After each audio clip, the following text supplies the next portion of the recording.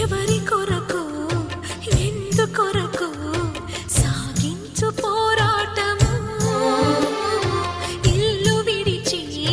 పల్లె విడిచి ఎన్నాళ్ళు ఈ నరకము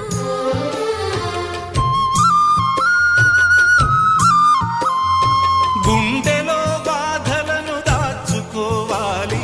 నా పోరు బాటలో నీ తోడు కావాలి పల్లెనే ఇల్లుగా నువ్వు చూసుకోవాలి పంచాది నిర్మలకు చెల్లెవనిపించాలి